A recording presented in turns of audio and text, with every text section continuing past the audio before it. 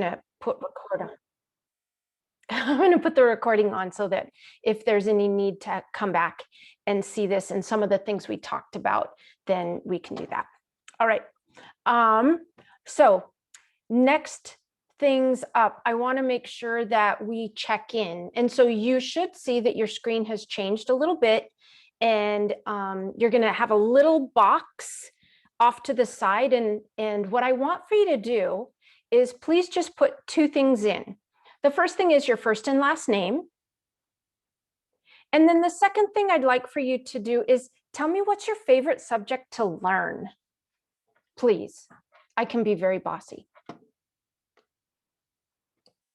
Forgive me.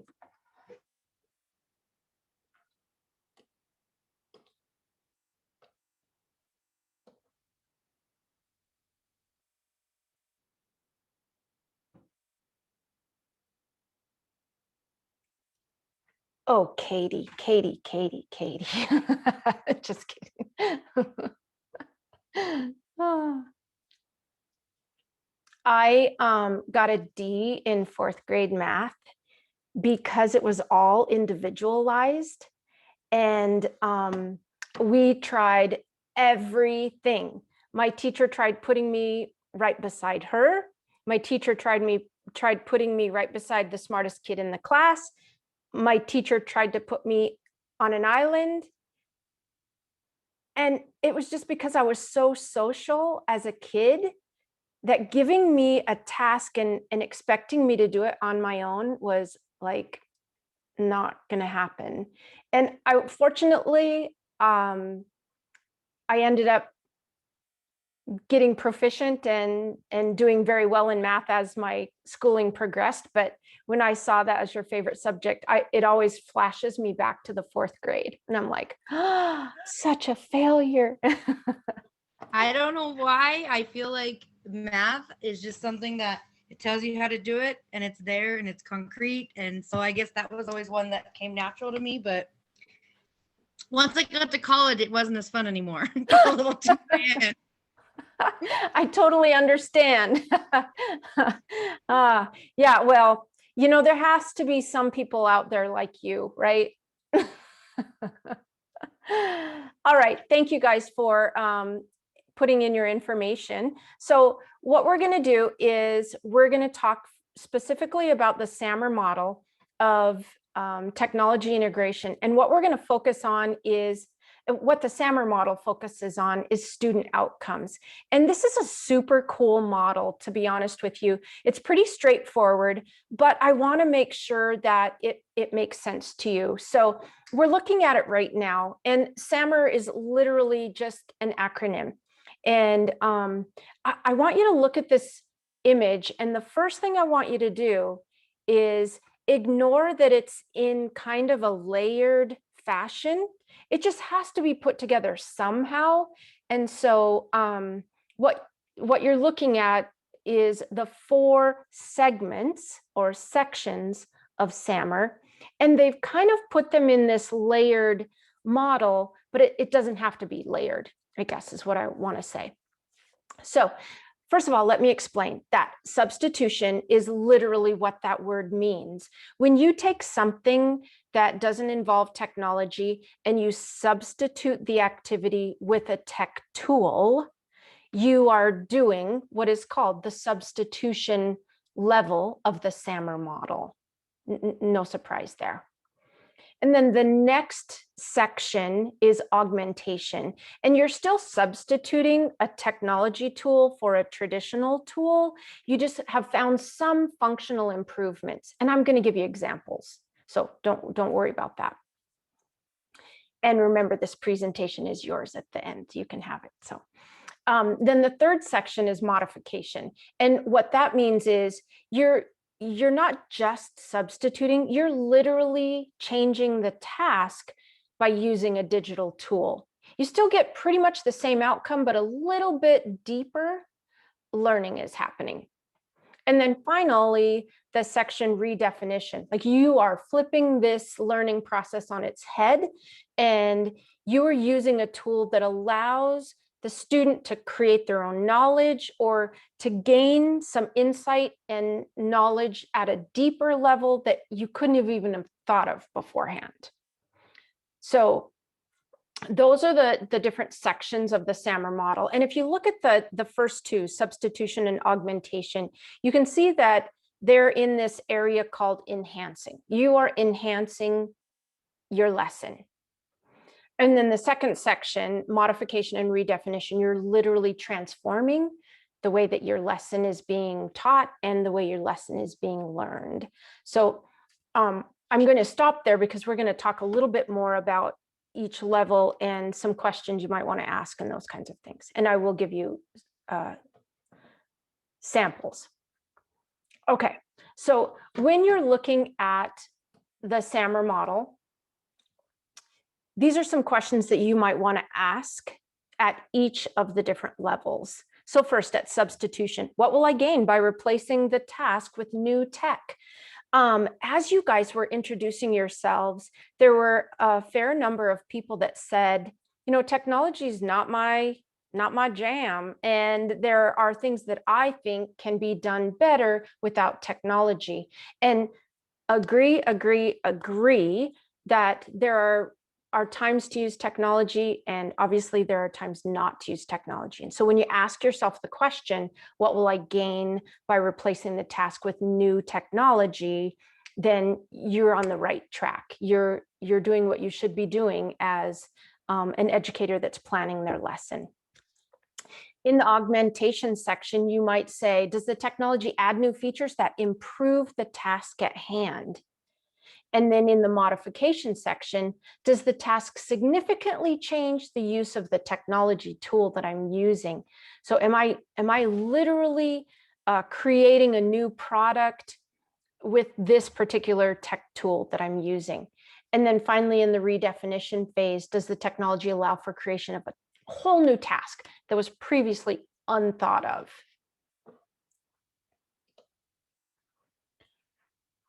I'm sure that you guys are familiar with Bloom's taxonomy, and if you're not, it's on the right-hand side of the screen. And if you are, I don't know if you know that Bloom's taxonomy has actually been updated in the last, I don't know, a few years to kind of embrace this whole digital revolution that we've been in, you know, in the last century. So on the right-hand side is the Bloom's taxonomy model, where we're doing activities, we're creating lessons, and then it has this build upon model of, we might be just doing something to have the kids remember something. If we want the kids to understand, if we want the kids to apply, to analyze, to evaluate, and then finally the top tier is create. And I love that we can put these two models together and see that if we're using the substitution model or section of SAMR, then we're in that transitional area of Bloom's taxonomy. Students might just remember, or they might understand, or they might be able to apply the new knowledge that we're giving them in the substitution or augmentation version of our lesson. And then if we actually make our lesson transformational, then students are actually going to be able to analyze, evaluate, and create that new knowledge or that given information in the lesson itself. And hopefully, like it says, create tasks previously inconceivable. So I love partnering the Bloom's taxonomy with the SAMR model. So you might be going, okay, whatever, Desiree, this is a little bit confusing, or I get it, but I need some practical kind of application here so I can see exactly what you're talking about with the SAMR model. So here's what I'm going to do. I'm going to show you a couple lesson examples, and I am going to show you a math lesson. So these are just quick lesson ideas with each level of the SAMR model. So oftentimes we're having students write short papers, and if we're doing that, the original assignment might have been paper and pencil. And the way that the SAMR model works is if we were going to implement this lesson at the substitution level, we would use a word processor instead of a pen or a pencil. We might use Microsoft Word or ClarisWorks if you're an old school Apple, products user. But just a real basic word processor. It's just a substitution. You may see some improvement in that they can edit immediately as they're creating their paper, or they can reread and quickly make changes without rubbing a hole in the paper, those kinds of things. Augmentation level is, excuse me, the augmentation level is when we use a tool like Google Docs, or there are different social tools besides the Google tools, but Google Docs is one that I use the most, so that's the one I'm going to use in my example. So we can actually have them use Google Docs with add-on features to improve the writing process. So we can add grammar and spelling checkers that check as they go to see if they could use a different word, or if their spelling is correct, if their grammar is correct, and it can make suggestions to them. We can actually, as teachers, click on the comment button and literally help them edit their paper without touching the integrity of their style, of their writing, if you will. And we can even have like instant citation creation tools help them if they're citing a source that they use to create their writing. So that's the augmentation level. Modification, again, we're still going to use a tool like Google Docs, but we're going to add the text-to-speech feature so that students can actually dictate. Now, I wouldn't say, oh, let's everybody dictate their paper, but if we have students who have that need to dictate their words instead of type, because maybe they have some motor skill issue, or sometimes students with dyslexia have a hard time putting those words on paper in the time that we have given them. And so I think the text-to-speech feature, adds a great functionality to them. The other thing that we could do when we use a tool like Google Docs is we could have the students publish their writing, and then we could put it into our class blog, or maybe we have a school website, or even our Google Classroom, becomes a social network so that the students can actually share authentically. They're sharing with an audience that they want to see their work. And so that's the modification level. And then finally, redefinition. Write a paper. Who wants to write a paper? Maybe what they could do is create a mini radio show and record their voices using an iPad or a smartphone, or even their computer itself. And then that audio recording could be embedded into the classroom blog or classroom website, or whatever you use. Students could create using multimedia tools like iMovie, or even the video recording tools on iPads, and then publish that out. Even creating like a digital book that allows them to input their audio or video clips so that they can publish their own digital book or digital video, whatever it might be, that you give them as an assignment. Redefinition also means that we could allow students to pick their own tool. And so I hope that you can kind of see that these aren't day one, I'm going to start with redefinition, right? Students have to have a good understanding of the content. You have to have a good understanding of where you're going with the lesson, those kinds of things. Also, it's important for you to know that in one lesson, you could easily incorporate substitution, augmentation, modification, redefinition. It's not that you pick one or the other and go for it. It's just, these are just showing you that when you're using technology effectively, there are different levels or sessions of use. So here's the one for math, learning fractions. So here's the original assignment. Show understanding of fractions on a worksheet by coloring in blocks. So the substitution would be use an Excel worksheet to let the students color in the blocks or fill in the blocks in that digital tool.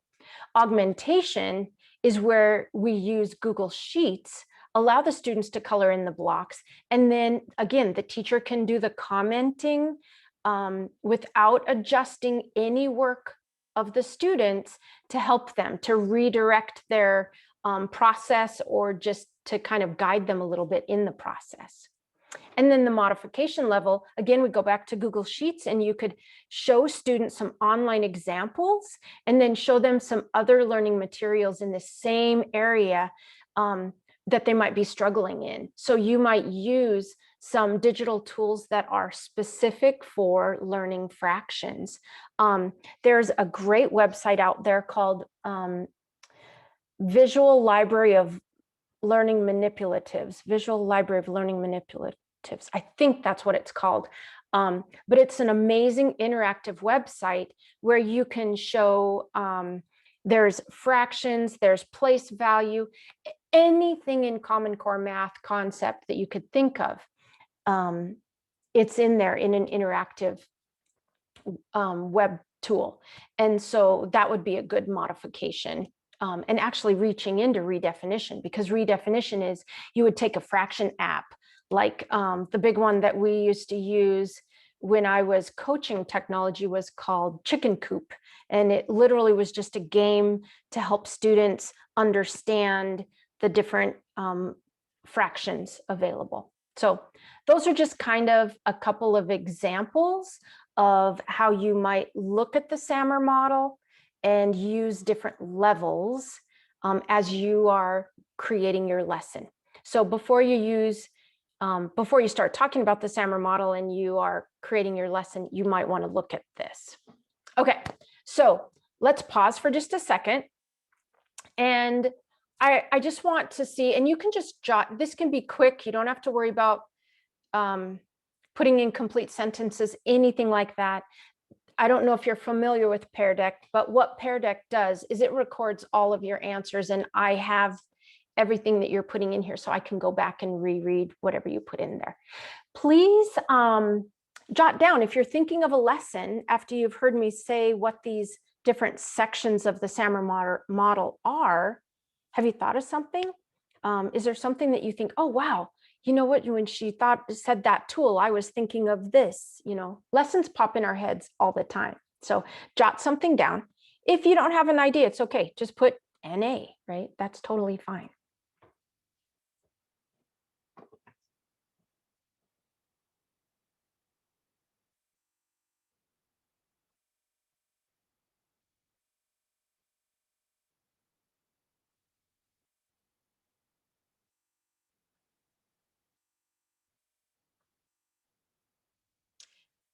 Bonnie, I am currently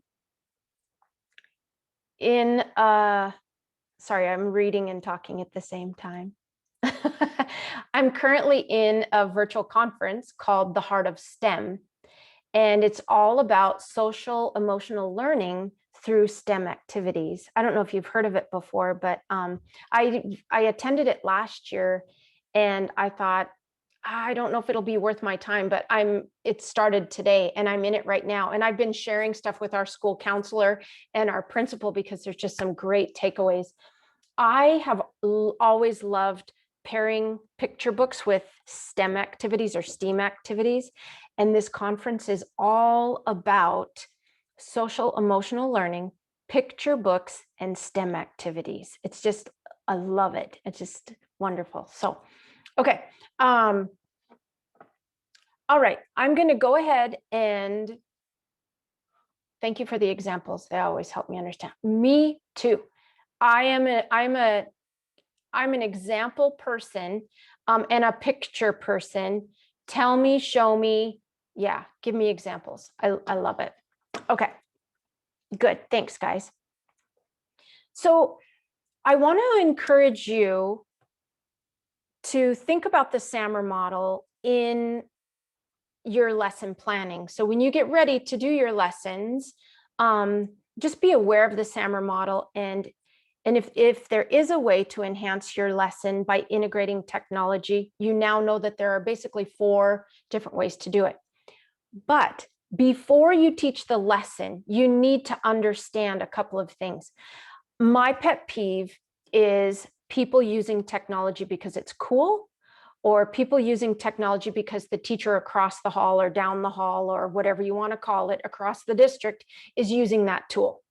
I've had teachers come to me numerous times and say, I really want an iPad. And I'm like, okay, what are you going to do with it? Why would you want an iPad? And just one? You know, those kinds of questions. And I think a lot of times we think of technology, we see something done with technology and we're like, ooh, cool, I can use that. But what we really need to do is we need to think before we teach our lesson how we're going to use it. So I'm going to teach you another model of integrating technology. And this is called the Tpac model. And this is my favorite. I get super passionate about talking about this. So first of all, I apologize for being very kind of zealous about this, but I think this eliminates that whole let's use technology because it's cool factor. Okay, so the Tpac has 3 different segments in it. And the first segment is your content. We all know what content is. It's what we teach, right?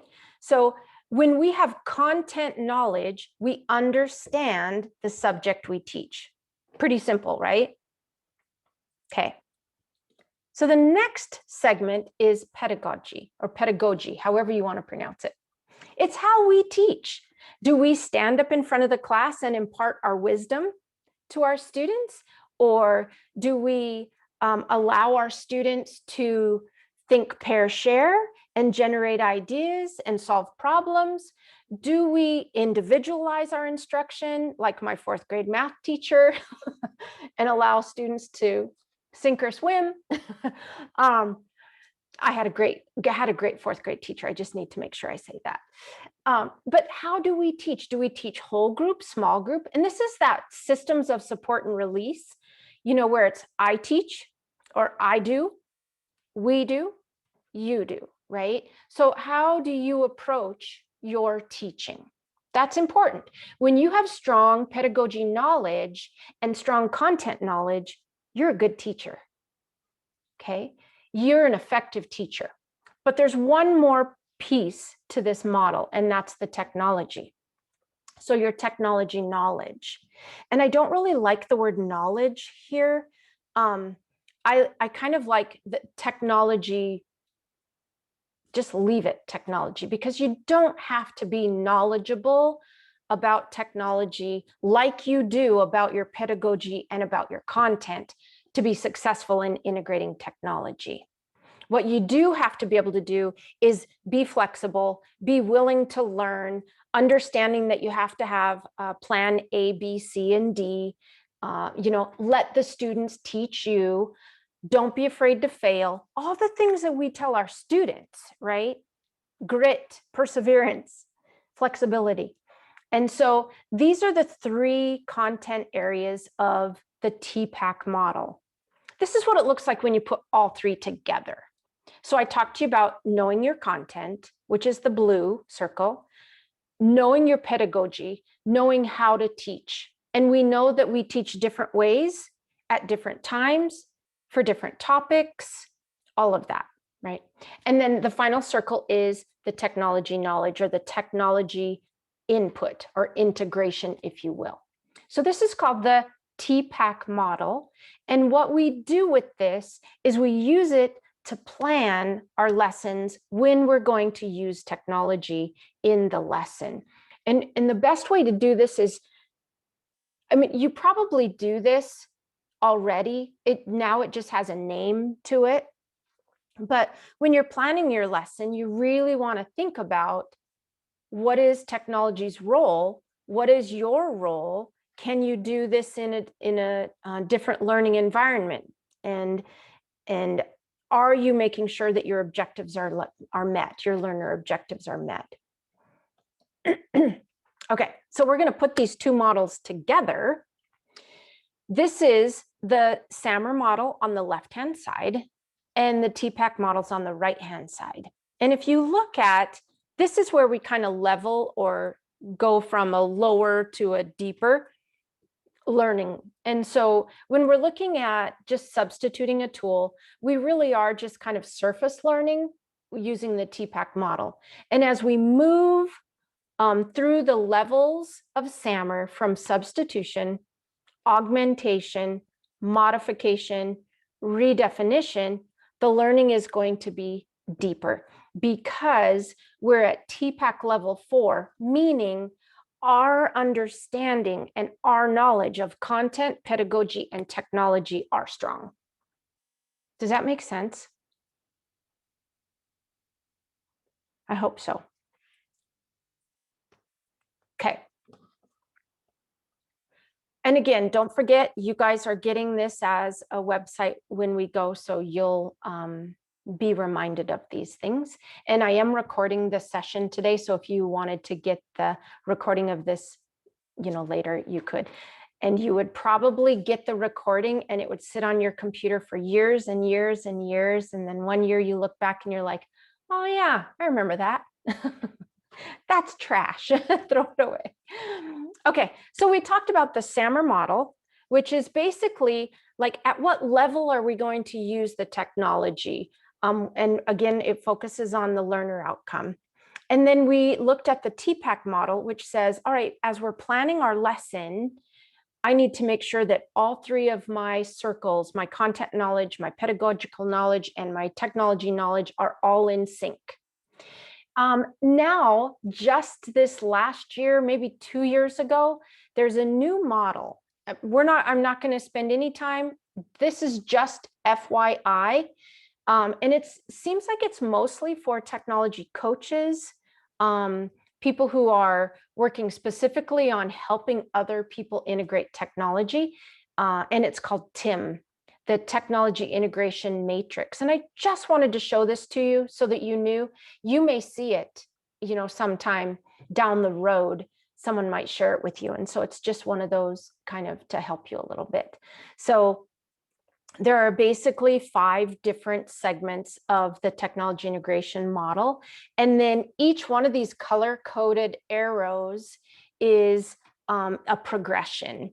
And so you might have active learning, and there might be a lower level. The progression goes to a deeper level of active learning, and then collaborative learning, constructive learning, authenticate, and goal-directed.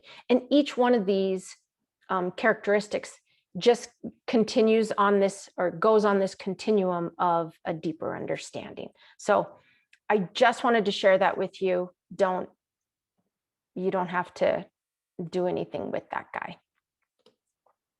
Okay, so I just want to take a quick, well, not quick, I guess. I want you to think about some of the stuff that I have talked to you about, the SAMR model and the TPACK model, and how they can work together as you're planning your lesson, and just reflect upon what we've talked about, what Desiree has talked about. So there are 3 things I would like for you to put down in your box that you have, and that is, what's one key idea that you could take away from this session? And what idea or concept that you heard interested you the most? And then what do you still want to know, or what questions might you still have after looking at these 2 concepts of technology integration? I'll give you a few minutes to do that.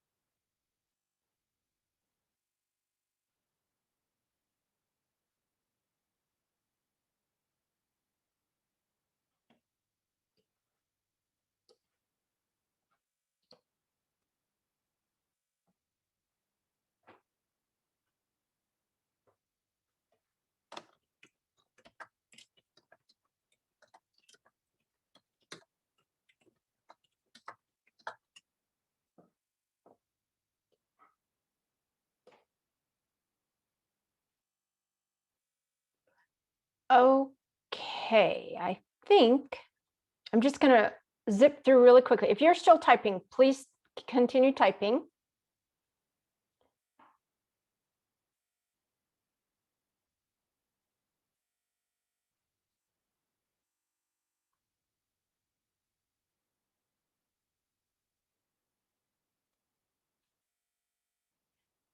And I think everyone is done.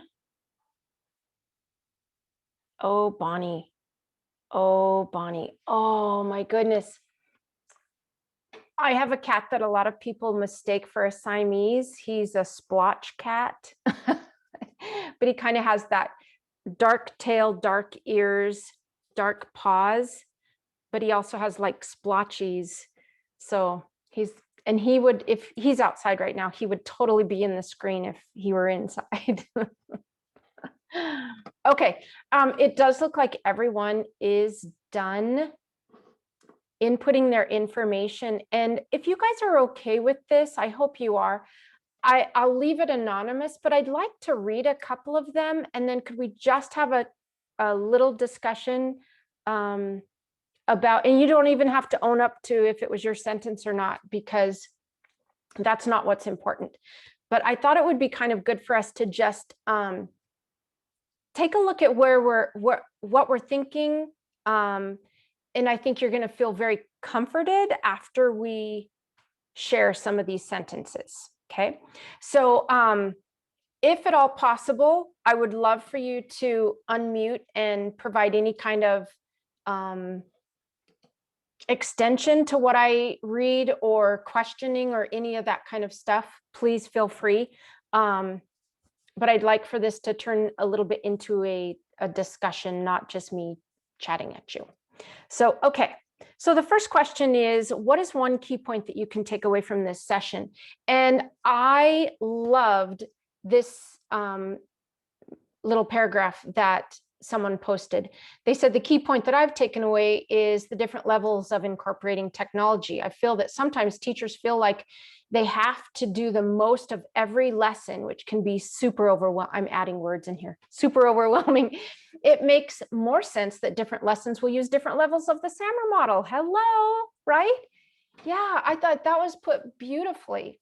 Any thoughts on that? Want to add anything? So I just, since it was mine, I don't mind saying that one was mine, but yes, I agree with you when you added super. I like technology. I'm not going to say like I'm a tech person and I can do all that kind of stuff, but if you give me time, I can figure it out. So when you're in a school with all these other teachers and some are like, oh, I'm so into technology and they go so big all the time. I guess for me, I'm always like, do I have to go big all the time? And then when I'm creating lessons, I'm the one who's getting overwhelmed, or my kids are always getting overwhelmed. I just like that it was like, no, wait, maybe I just need a substitute on this one. Oh, maybe I do need augmentation on this one. So that was kind of just a key concept that made me feel more comfortable about it. So I love that. And I think sometimes we're looking at other teachers and we're comparing ourselves to them. Mm-hmm. And we need to compare ourselves to ourselves, right? Mm-hmm.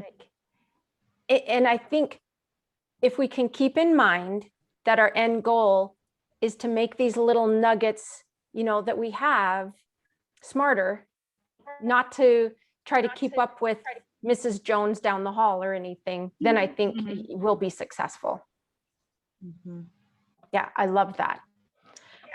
Yeah. Anybody else want to add anything from that statement? Okay. Oh, go, Bonnie, go. Sorry. I was just going to say, I'm self-proclaimed not technology, prefer not to use it as far as I'm health and PE and counseling, a dual major. So the more I can get the kids away, the more, I don't want them to think they're stressed out. So parents give them a phone instead of them trying to, do that social emotional, learn those tools on how to self-regulate without technology. That's my goal. So it's good. I like what Katie said about the different levels then. Because the more I teach the health class and, PE, of course, that's getting them active and getting their hearts racing and getting them to enjoy physical activity. So that was good. No, I like exactly what she said about, you know, some of the different levels. I know with health and the counseling, it definitely comes in handy. So that was good. And there's actually, Bonnie, I think it's part of the Google curriculum, and it's about having a healthy relationship with technology. And I don't know if any of you have seen this. I would assume you have.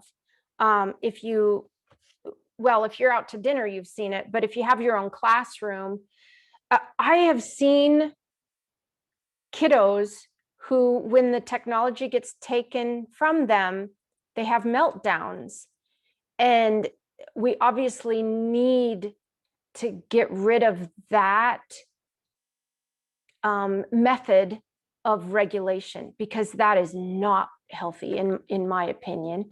And so I agree with you, Bonnie. I think that there is a healthy balance, whether it is eating, whether it's exercise, and definitely with technology. And I think, unfortunately, parents are finding that they can leave their child with the technology, and the babysitter, you know, is effective. But what they don't understand is they're creating an addictive behavior that when school starts, we have to, you know, try and fix it. So yeah, I agree.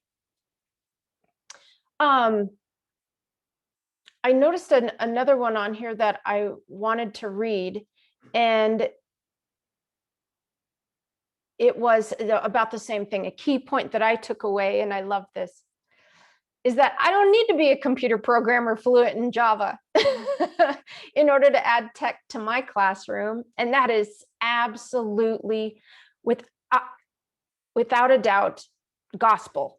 When I was a technology coach and I would teach courses on a specific tool, which I don't like to teach that way, but sometimes you just have to teach the tool.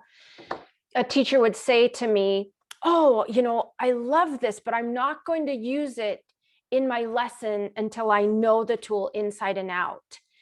And I would always say to them, "I don't know the tool inside and out. Should I not be teaching you then?" You know, like, we can't wait until we're experts at something to share what we know and allow our students to create new knowledge, because we'll never get there. And so you definitely allow yourself to use the technology at the level that you're comfortable with. And I also don't like the phrase, "Oh, the students know it all, so, you know, I'm just going to let them take care of it," because students know what they want to know. They use technology for specific things that they want to do. When it comes to actually using the tools in a deeper level, a lot of students aren't familiar with the parts and pieces of the tools. And that's where we have to make sure they're not just surface learning with the tool itself. But again, it doesn't mean that we have to be the expert in the tool. I completely agree with you. Yeah, any thoughts on that one? I saw candy mouth. I agree. Okay, I'm just going to read a couple more here.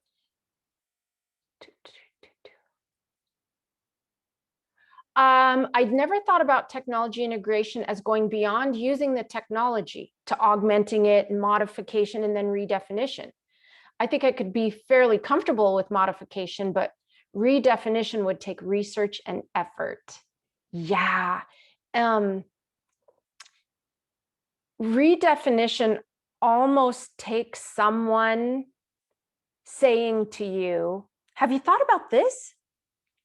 Or after you've taught the lesson and you're reflecting on the lesson, you might go, "Oh, wow, you know, I could have had them create," you know, I think time and experience allows you to build your knowledge base, and then hopefully you'll be able to kind of think of redefinition ideas. Some of the resources that I'm getting today, I have been sharing out on my social media, Facebook, Twitter, mostly. And I'm going to put some of that in our course because I think there are some great ideas that fit into that redefinition area. And so I think you guys would benefit from that. Yeah, that was a good statement. Anybody want to add anything to that? Yeah. Oh, go ahead, Sorry. Katie. I was just thinking, because I'm that huge person on the overwhelming aspect today, apparently. One thing that I know that I have done just is finding one and kind of getting myself comfortable with that one before, because like we said, there's so many, especially with the technology today. I feel like every year there's like 10 new things that people are like, oh, I do this, I do this, I do that. But one way to do it for me, when I look at, the top one is finding one that's, seems simple that I can do, get really comfortable with it, then branch out and try to find another one, but not trying to learn them all at once. Absolutely. That's great. Bonnie. I was going to say I enjoyed subbing this last, I guess, January. Well, yeah, January through May, I subbed a lot and just picking up on what some of those teachers are using, that way I'm involved, just being able to see what was out there, because I don't know as far as not having been a teacher. So that was really good experience. And super effective way for us to all kind of gain knowledge in our field is to observe other teachers. I had a principal who would allow us, he would either cover our classes or he would be the sub, get a sub for us, so that we could go spend time observing other teachers. And we got to pick, like it wasn't, oh, Desiree, you're going to go observe Monica. I got to choose which teacher I thought would help me grow the most. And then I was able to just kind of glean stuff off of them. And I think, Bonnie, you're exactly right. When you get to be in someone else's classroom and kind of see what they're doing and get a glimpse into their teaching, it really does make a difference. I agree. Okay, I wanted to just kind of, and I see that a lot of people have put, oh, I've got tons of questions. I need to see some stuff, like I can't quite wrap my head around this just yet. and that's perfect, because this entire course that you're taking this semester, we're breaking the learning into these categories: communication, collaboration, creativity, assessment. So we're taking these little chunks, right, if you will, and we're looking at different tools. The reason that I wanted to cover SAMR at the very beginning of the semester is I just want to put that in your brain, that you want to be thinking about how you teach, what you teach, and looking at those tools. Then, like when I give you a list of tools, you're like, oh my gosh, I could see me using this in my classroom because it fits with the way I teach and it fits with what I teach. And so understanding the SAMR model is okay if you don't. Like, I think you kind of have to revisit it frequently. But it's the place where we have to begin, so that when we're exploring all these tools that Desiree is throwing at you each week, you kind of in the back of your mind are thinking about those thoughts. Am I going to, right now my students do it this way. What if I put this tool in that I just learned about and put them in small groups and have them do it this way? It's not a It's not something you're going to keep at the forefront for the rest of this semester. My hope is that as you're learning new tools or discussing tools that you pick to share with each other, that SAMR model is in the back of your mind, and the TPAC model for that matter is in the back of your mind, because you have to think about, I'm going to say you have to think about why you're teaching it first. Like, why am I teaching this? Student outcomes, right? What do you want your students to get from this? And then how am I going to teach it? And do I have all the content that I need? What am I going to teach? And then, wow, are there tools out there that allow me to enhance the learning process? So that's kind of where we're at.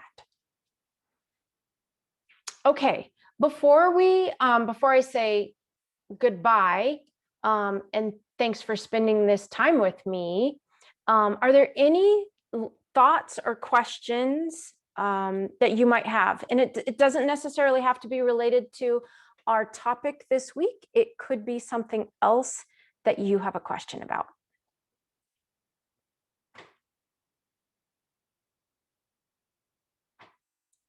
Oh, yay. Oh, nope. Hi. Hi. Can you see? I totally can. Yes, I almost said, okay, see ya, but Sorry. I'll let you go quickly. no, you're So- fine. Okay. I use Google Classroom, and I know it fairly well. And a lot of my assessment comes from just the little quizzes that you can make, the forms that the students can fill out.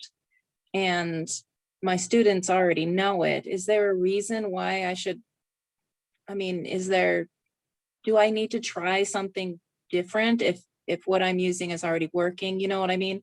Is Absolutely. because there's a whole bunch of formative assessment, poll taking, Kahoots and all of that kind of stuff that's already out there. Is there any reason why I need to switch up? So the only reason that you would need to make any kind of a change or addition is if there's content you want the students to interact with specifically, or if there's another, like you want to reach a different learning style.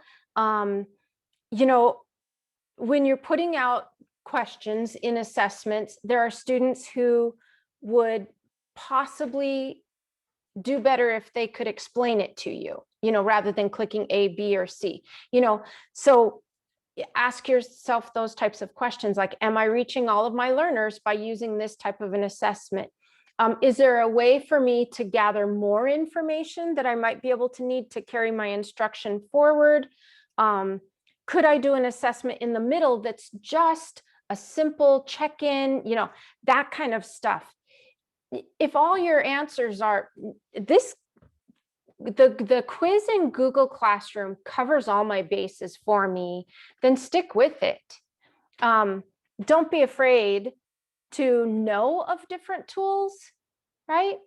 This is kind of an analogy, if you will. We're all carpenters, right? And we wear this tool belt that houses all of these different tools. And how many screwdrivers do we have? We don't have one screwdriver because there are different types of screws. And so we have to have different types of screwdrivers in our tool belt.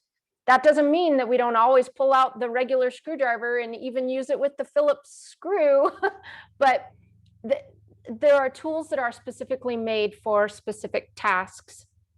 And knowing that you have those tools in your tool belt and you know how to use them is empowering. You might not have to use them frequently, but just knowing that they're there. Does that make sense? Okay. Thank you. Good. All right. Any other questions or thoughts before we sign off? I do want to say that I wasn't planning on doing any Zoom sessions. I have taken full certifications online, like 21 course credits online, and I never had any kind of video conferencing with my professors. It was all asynchronous learning. And one of the students that's in this class said, "Are you going to be doing any Zooms?" And I said, "Well, I wasn't planning on it." And he said, "Wow, I just really enjoyed the discussions that came about through the Zooms." And so this semester I'm trying it. I'm just going to do 2 and see how it goes. And in my mind, I feel like when you can interact with someone and ask questions, you know, like, is it Rika? Is that how you pronounce it? Rika Rika. rhymes Okay. with Erica. Okay. Got it. Questions like Rika had, that it's just so much better when you can actually ask it and get that feedback. So I like Zooms. It just is kind of time consuming for some people. So, so we'll only have 2 this semester. Hopefully you guys can attend the other one, and hopefully this one was beneficial for you. So I hope. All right, I will post this recording on our D2L, and then you also have the link. Hopefully it's in the chat window, the link so that you can access this if you need to come back to it. So if you have any other questions or anything that you would like from me, you can certainly shoot me an email or whatever works best for you. I am good with that. Sorry, I just want to get this named really quickly so I don't forget. Okay. All right. Thank you guys so much for attending today. And as I said, please reach out to me if you have any other questions or anything. Thank you. Thank you.